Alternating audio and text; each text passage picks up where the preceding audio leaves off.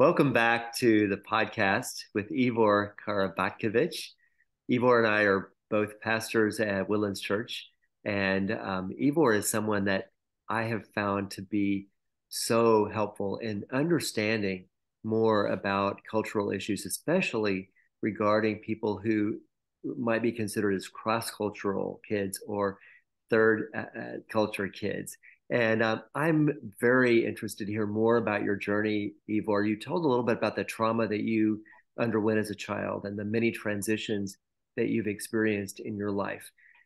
Let's talk a little bit more and dive a little bit deeper into this idea of what it means to be cross-cultural or third culture.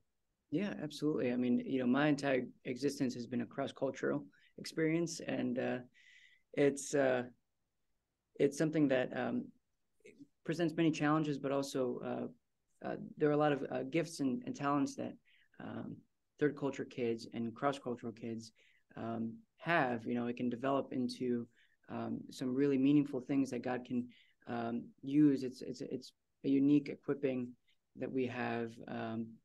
To I serve think Him. that's so valuable to have that perspective that particularly in the life of faith, our belief is that God can work in everything for good. And that was one of the things that was so engaging when you and I first talked, was to hear how you had found a way to turn your considerable upheaval in life and trauma into something that was profoundly useful. So, where would you where what would you say is sort of defining what it means to be cross-cultural or third culture kid?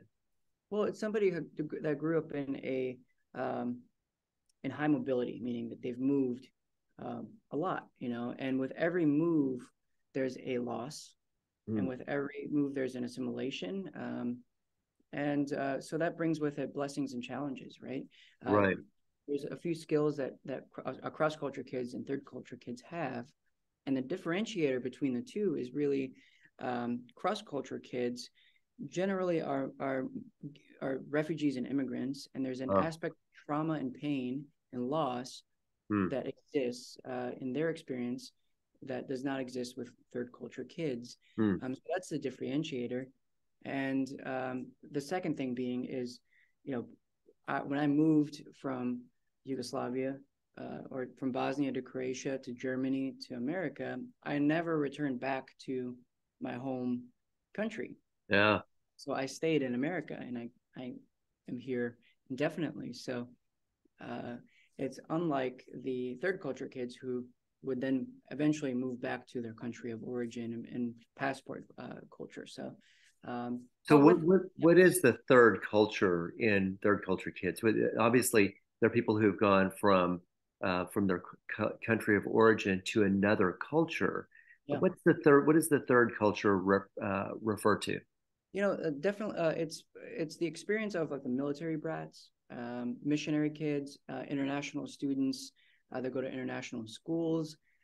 It's the experience of children of diplomats. Yeah. So sometimes or oftentimes there's an organization, kind of a parachute organization that has a culture. So for example, if a family and children grow up on a military base, Mm, they have a very strong sense of military culture. yeah. There's a protection there, there's a belonging there.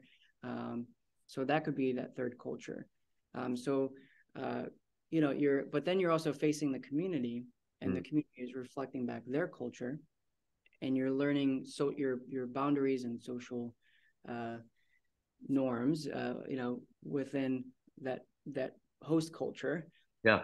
Then you move back to the place where you're from, and you don't know where you belong. So, Yeah. So you know, in a sense, you find yourself in that unique and sometimes difficult or painful position of really not feeling like you fit in your country of origin or the country that you've gone to. That you're sort of in a sort of a cultural island in a way that you're not at home in either world. Is that pretty much accurate?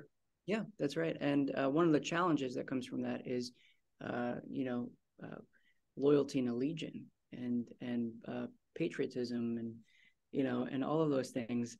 We have the World Cup coming up in a week or so, and I have a really hard time picking one team to root for. I'll root for Croatia, I'll root for Germany, and I'll root for the U.S. because those are the strongest allegiances that I have. Yeah. Uh, I think if Bosnia were to play, I would root for Bosnia. But I'm also half Serbian, and I wouldn't root for Serbia. It's so it's finding your place within those seem like very silly things, but actually they're quite big, Yeah. for somebody and their identity, and it's it's a challenge. It presents a challenge to. Yeah.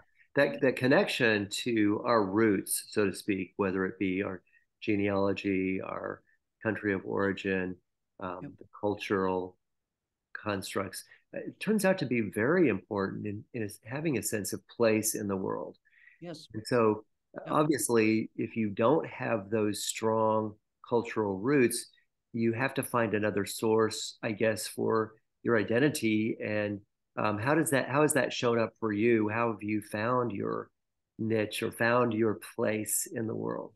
Yeah, well, I think I relied on my faith a lot, because a lot of the way I live my life is when I gave my life to Christ, I've decided to live for God, right? To serve others, to use my gifts and talents to serve others, to honor Him, to glorify Him. And And what age were you when that happened, when you oh decided made gosh, that decision? I mean, I think maybe mentally in my heart, it was probably 6 years old. I was in Germany and I actually wanted to get baptized in the Catholic Church. Yeah. Um, and they said I was too old and I was a refugee, so they wouldn't baptize me. No. Tiny little church in Germany, in a small farming town. And that's obviously wrong. And I think the priest was a little bit confused. So, uh, Yeah. that's I understand that now as an adult. But also my mom is Christian Orthodox, like Orthodox Christian, and my dad grew up Catholic. And they said when you're old enough, you're going to be able to make your own decision and go your own way. And they gave me the freedom to do that. And I found myself right in the middle, so in the Protestant church, Yeah. Yeah. and you know, Wow. I can hold all things loosely and at the same time and appreciate the strength and beauty of all the different expressions of the Christian faith, Mm. and so that was 6 years old, but I didn't get baptized until I was 22. So it was August 12th of 20. I guess I was 23. August 12th of 2022, 2011, 2012. That's what it was, and Nice. it was in Wow. Nashville, and so that was a beautiful moment, and yeah, I'm really grateful. Wow. But Well, yeah, talk with us a little bit about maybe the gifts of being uprooted, or the potential strengths of someone who has that experience of being a refugee or being cross cultural or third cultural kid. What do the studies show to be true about those individuals, or could be true if they rise to the occasion? yes, I think that's the key. Is I want to carefully walk into this conversation and mindfully, because there are losses and pain that I still carry with me to this day Yeah. that I might not have an answer to until I get to heaven. Mm. And so I want to be mindful of that.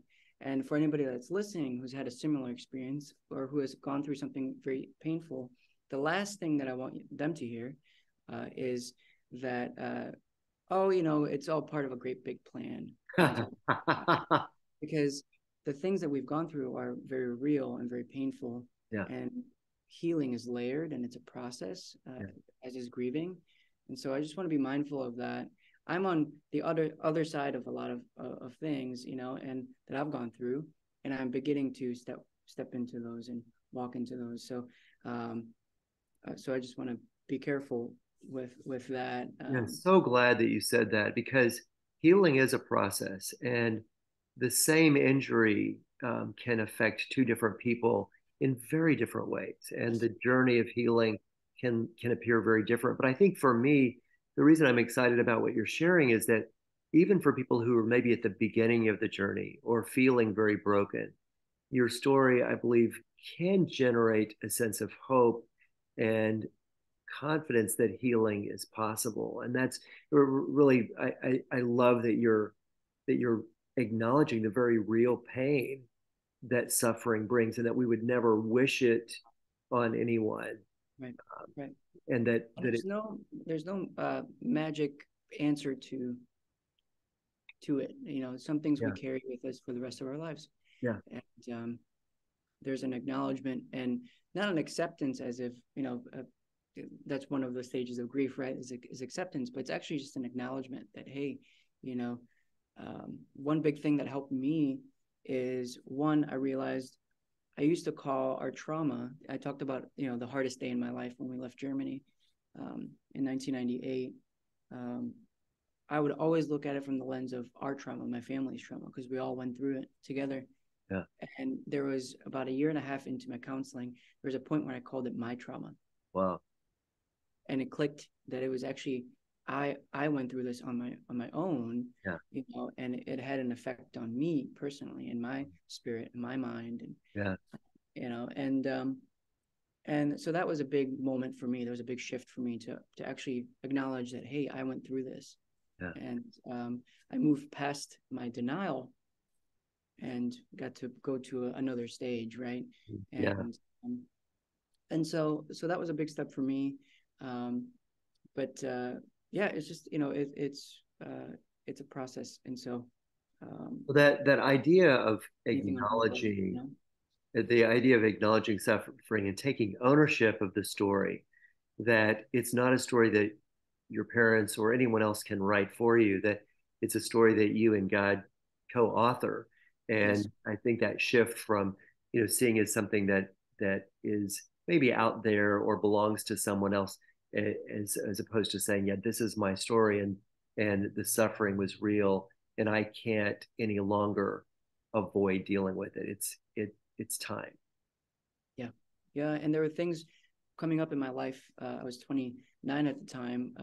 There's things that were coming up in my life that I wasn't even aware of, that were tied to some of the loss and trauma I went through as a child. And so, and I didn't have a grip on it. So that's why I said, I realized that, hey, it's time. And I asked for help. And I'm so glad that I did. So my encouragement to anybody who's at the beginning stages of realizing that is honor the curiosity that kind of springs forth to say, well, why am I doing what I'm doing? Or why do I feel the way I feel? Because God designed us to be whole and to be healthy and to live life abundantly, not just abundantly in material things, but also abundantly in joy and in freedom, Yeah. and in healing and purpose. And Yeah. Well, I love that phrase, honor the curiosity, yeah, because denial is driven by fear or avoidance of painful realities. Curiosity can be the thing that draws us in and allows us to not just look at, but be curious and open to the very things that we've avoided in denial. We can now be curious about. And yeah. what was that? Honor the curiosity.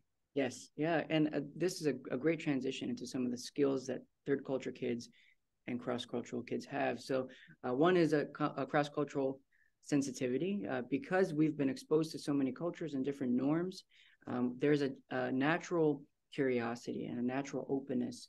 We see the shared humanity in front of us, and we can then be open to accepting and loving the person in front of us, ministering to, if you're in ministry. And so we have a 3D view of humanity and the world. We can see things from multiple angles. Mm. It also makes us great mediators. So in a conflict, when there's two opposing sides or two prejudiced sides, that grieves us. That grieves me, because I just want harmony. And I want there to be communication. That shows up in the present day, even across departments within our big church. It's like, I just want us to talk with each other. We'll be on the Yeah. same page and we can move forward. So third culture kids with our cross-cultural giftings and skills, bring that to the table in a professional setting where we can be mediators and we can be counselors. We can be open and sensitive to some of the more hidden parts of culture so that we don't offend, right? When you're presenting the gospel or you're evangelizing, you don't want to offend somebody. Yeah. And you want to, invite them into what God is doing. And Yeah. this is an opportunity for them. And Sure. so that, those are things, kind of challenges and also blessings that come into play, as an adult with being a third culture kid. And it upsets me on the contraries, or to contrast this, it upsets me when we use language that dehumanizes, Mm-hmm. because I see maybe a fuller picture of humanity, and that we are all image bearers of God, right? Imago Dei, we are all made in His image, and Yeah. so therefore we all have an inherent value that cannot be taken away from us. And Beautiful. so when we use language that is dehumanizing, whether we're aware of it or not, Yeah. it upsets me. It shakes me at my core. Yeah. And I'm so glad that I'm in the missions department, because we get to really focus on justice, Yeah. and being a voice to the voiceless. But Yeah. in that phrase, even though it's biblical, right? I think it's in Isaiah, I believe. I forget where it is, but be a voice to the voiceless. And it what if the space that we create, I'm a storyteller, Right. and I get to interview people about very difficult things, and I get to share their story, and I want to be respectful and mindful of that. So what if the space that I create is that, no, actually this person that I'm interviewing has the voice and has the ability and the choice and the agency to say yes or no, I want to share this part, or don't share this part. Mm. And when we give people agency, it's a dignifying thing. We give them Mm. dignity. Yeah. So, Well, it's so beautiful that you're being deprived of agency to a certain degree yes, early in life. yeah, Sensitizes you to the damage that it can do to your core, to the sense of honor of the self, for that to be taken away. And so you, in this beautiful way, you're giving to others what was taken from you, and that sense of common humanity, that sense of sensitivity, to me, is born out of your own pain, your own suffering, sensitizes you to suffering when it shows up in the people that you meet. And I think it's one of the most powerful things about the gospel is that suffering can be redemptive, and it can transform us into agents of healing. And that sounds like what you've seen God doing for you. And it must be comforting to see that, as painful as your ordeals has been, that it equips you in some powerful way now to be a vehicle for comfort, for I think I'm just scratching the surface. There's people in my life that have seen this at play through me, and through my character and my actions and personality and my gifts and talents. And I'm just now beginning to realize this. And I think that it takes exposure to the circumstance and the situation, and being put in a place where I just naturally am this way, and I've been shaped by my experience in this way, and I've had the sensitivity, and it's something that you can't really learn in school. And there's a point where the school of life and like your education, where your experience actually probably overtakes your education and beautiful. surpasses it. Yeah. And for my 20s, I didn't go to college. I started college. I dropped out to pursue a full-time career in photography, and Nice. and and so therefore I don't have an education, but I have a lot of experience Yeah. and a lot of life experience as well. And I'm seeing now that this experience is being used in mighty ways. And that gives me a sense of confidence that, wait a minute, actually, I think I'm ready to take that next step in whatever God calls me to. Because, you know, um, one thing that has been catching my ear recently has been the term that God uses people. And Mm. I think that's a bit of lazy language, because God does not, we're not an object. You can use a shovel, right? And then Yeah. fix a hole, and, that's great. and then you discard it. God does not use us. He equips us and he anoints us. He Nice. calls us, right? Nice. He um, so even in that small change of language, we are um, giving more dignity to the person, right? And Beautiful. and Beautiful. yeah, and so it that's an example of kind of a sensitivity to language that's being used. I love that. Are there other strengths that you have seen yourself or show up in the research that are Well, particular strengths? observation skills certainly, and that came from a survival tactic, right? Is you scan the room for danger, and um, out of the shaping that our trauma and our pain and our disconnection, right, our Yeah. rejection, those things cause us. We're pain aversive as human beings, and so when you experience pain or rejection or conflict, and it's not healthy, um, you begin to avoid uh, uh, the room that or the the type of place that you might encounter that. And so we're pain aversive, and that creates within it that avoidance of pain and avoidance of this discomfort creates patterns, coping mechanisms, and things like that. So there's the challenge, Yeah. but also an observational skill is and especially when we're getting ready to launch new ministries, is instead of coming in thinking we have it all figured out, it's actually asking, well, how does life work here, Mm, right? nice. And what is it that you need Yeah. as the beneficiary, right? Because that creates two things. One, it gives them dignity. It also creates a sense of ownership, because now they're telling us, hey, we actually need this. So there is not a power play, it's an Yeah. equal collaboration, and that's all dignifying, and a good way to go about ministry is, um, you give people agency and Mm, and a voice, and that's yeah. one way to give a voice to the voiceless, is actually asking them, what is it that you need in this moment?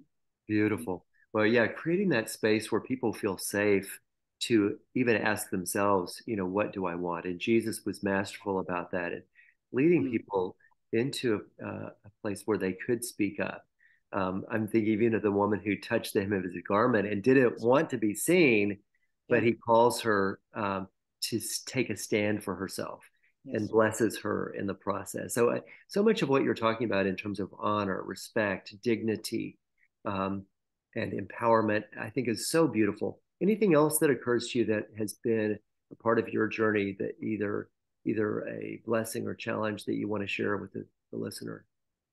I speak six languages, so linguistics. Wow. Yesterday we were in a meeting with missionaries from Romania, and although Romanian and Bosnian and Serbian are not um, close, there was a point where they were doing some ministry work with refugees from Ukraine, and I understood about 40% of what the refugees in the video were saying. Wow. So I can piece languages together and learn new languages, and uh, sometimes I dream in different languages. Sometimes I dream in German. Sometimes I dream in Bosnian. Sometimes I dream in English, and most of the time, Wow.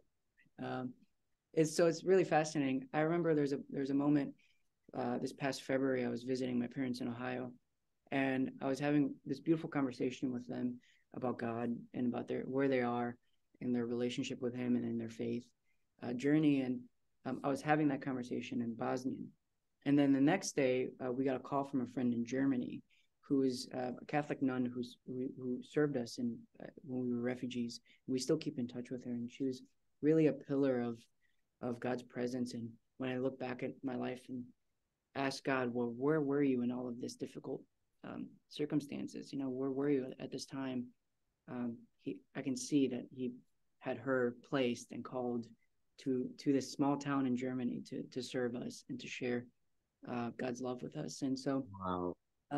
I was calling her, and in fluent German, I was telling her that um, when we look back at life and we think, well, what's the example of a Christian? We think of her as the Mhm. example. Wow. And for my brother, she was sharing, well, Ivor, after your wedding with your wife, your brother called me and said, Sister Regina, I used to think of you as the example, but now I think of my brother and his wife Oh. And that was one of those moments where, first off, I was having the conversation in German. It just comes right back, you know, Hmm. and that's wild. And I was being able to share my faith and what God was doing in my life in German. Hmm. And so, there's social skills and linguistic skills there that we can use, to share the gospel and to connect with people Yeah, and to make them feel welcome, that are really unique to us. And so, um, yeah, so there's I love challenges with that. that, right? Yeah, I have so such a point of so not knowing, cool to think yeah. that you can worship God in different languages, and that you can dream in different languages. Do you consider one language to be like your heart language, like that is most Yeah, deeply connected to your emotion? oh gosh, that's really tough. I think when I speak German, the most pain comes up, so And that's you an were interesting. what ages were you? What time I was, period I was were you? three years old when we moved to Germany, and 9 when Yeah. we left. So it makes a lot of sense because so much of emotional development does occur between 3 and 9. Mhm. So when does God talk to you in different languages? No, I think you know, I just now in the last maybe 5 years started reading the Bible in Bosnian, in my effort to learn it and communicate it better. Yeah. Um, and there's a depth of that language that English sometimes doesn't have. So there's been times in our small group or um, in conversation, my wife is also fluent in Spanish, so we'll actually compare the Bible Wow. in different languages and try to translate. Well, what does it mean? Just to get Nice. a better view of Scripture and or a different view of Scripture. So it helps us in conversation too, and Yeah. those are some of my favorite moments. But and some of Beautiful. the blessings of that knowing multiple languages Beautiful. is appreciating the depth of Scripture. Um, Nice. Anything else and that is a strength that you would want to highlight for those listening in? yeah, I think for the biggest thing that comes to mind is our resilience, and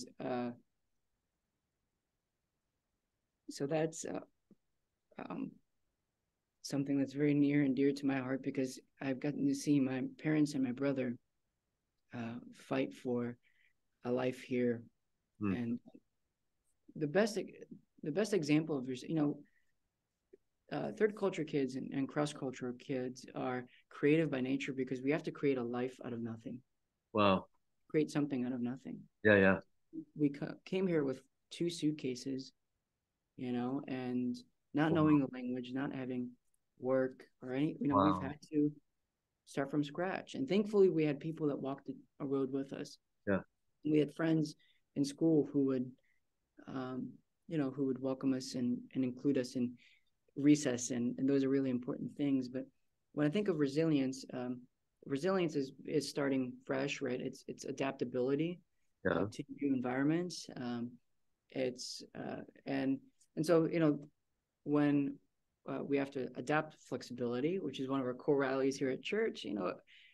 Some of us that have experience having to start fresh and start new are a lot quicker adopters of the new thing that God is doing. So Nice.